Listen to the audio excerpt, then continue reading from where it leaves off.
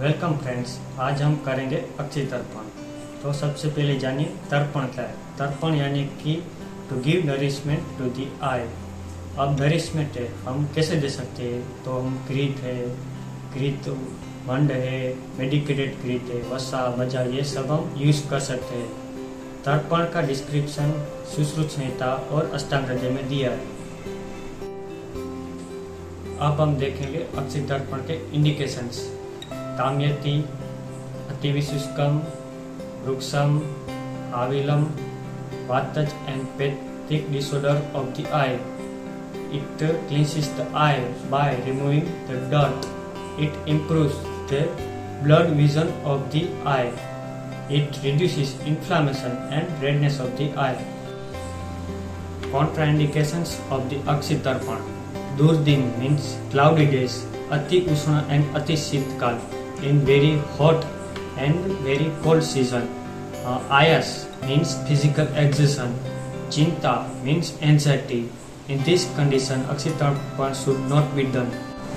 अक्षि तर्पण की प्रोसेस है, उसके लिए हमें गायका घृत, त्रिफला घृत, मांस चूर्ण, कॉटन, पानी और चम्मच चाहिए।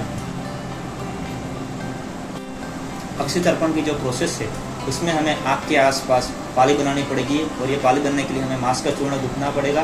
ये मांस का चूर्ण गूंथने के लिए हमें मांस का चूर्ण और पानी चाहिए होगा।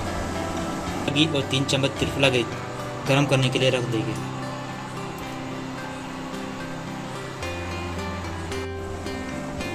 अक्षि तर्पण की प्रोसेस के लिए हमने आटा गूंथ के तैयार है, जो ज़्यादा थिक भी नहीं है और ज़्यादा थिन भी नहीं है।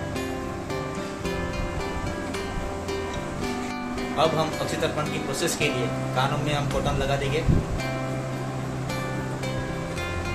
और ये जो आटा है उससे हम पाली बनाने की शुरुआत करेंगे। अब हम अक्षि तर्पण की प्रोसेस के लिए पाली बनाने की शुरुआत करेंगे, जिसकी हाइट हमें 2 अंगुल रखनी है और ये जो पाली है वो उसमें से घी लीक ना हो, इसे हमें बनानी है।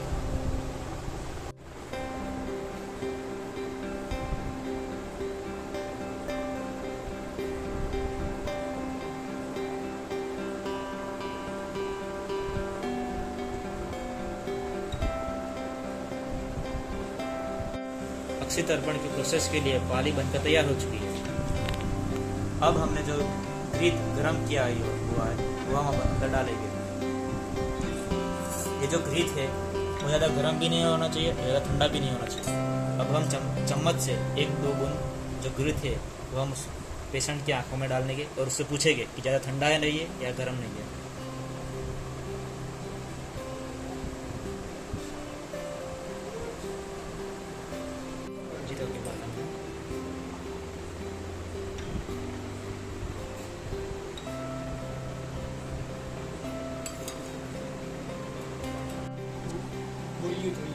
घृत डालने के बाद हमें पेशेंट को अभी आँख खोल बंद करने के लिए बोलना है। खत्म होने वाली है, इसलिए हम उससे कॉटन से हम घी निकाल लेंगे। ये कॉटन पे अंदर डीप करना है, बाद में उसको स्क्वीज कर देना है।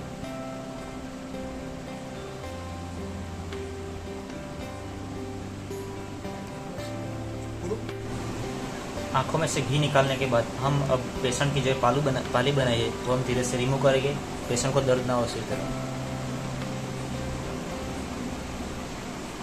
अब हम आँखों के लिए मधुसूदन करेंगे।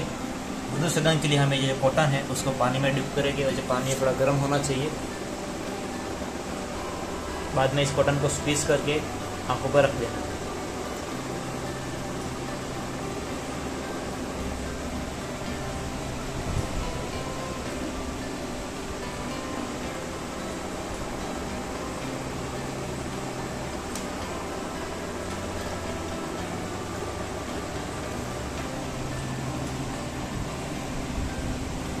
मधुसूदन के बाद हमें कॉटन से पूरा मुंह हमें साफ करना है बराबर।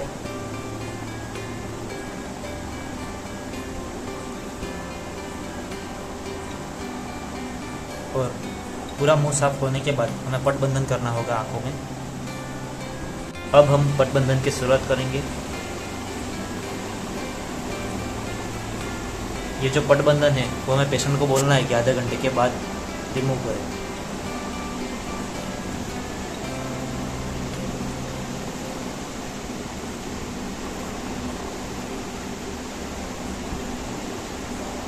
अब हमें पेशेंट को बोलना है कि वो ज़्यादा धूप में ना घूमे और ज़्यादा आंखों को कष्ट दे ऐसा कार्य ना करे। ज़्यादा मोबाइल, टीवी और लैपटॉप का यूज़ ना करें और आंखों के प्रति गर्म वस्तु से दूर रखें। अब हम देखेंगे कि अक्षी तर्पण कब कब करना चाहिए। अगर वातज व्याधि हो तो रोज कर सकते हैं, और पित्तज व्याधि हो तो एक एक दिन के अंतर से कर सकते हैं, और अगर कफज व्याधि हो तो 2-2 दिन के अंतर से कर सकते हैं। अगर स्वस्थ पुरुष करे तो वो भी 2-2 दिन के अंतर से कर सकते हैं। अभी जो हमने अक्षी तर्पण की जो प्रोसीजर देखी है, अगर वो अच्छी तरह से हुई है नहीं, वो चेक करने के जो लक्षण है वो अभी हम देखेंगे।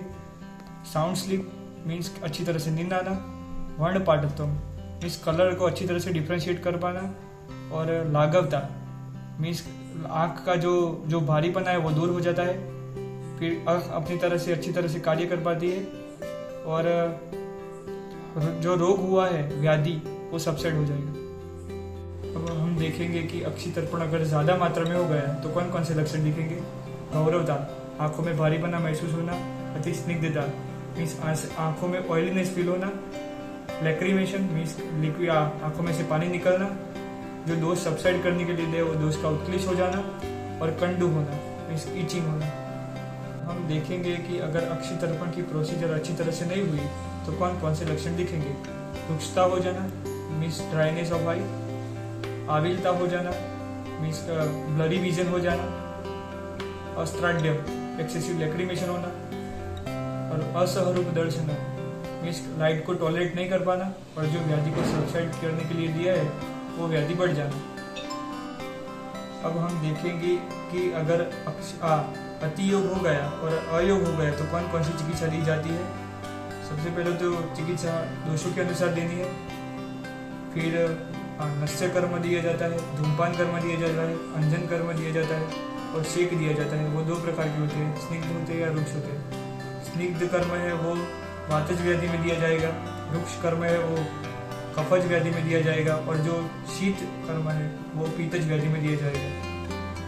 स्वस्थ व्यक्ति है वो 500 मात्रा तक कर सकता है।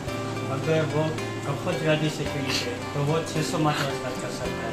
अगर वो पित्तज व्याधि से पीड़ित है तो वो 800 मात्रा तक कर सकता है। अगर वो वातज व्याधि से पीड़ित है तो वो 1000 मात्रा तक कर सकता है।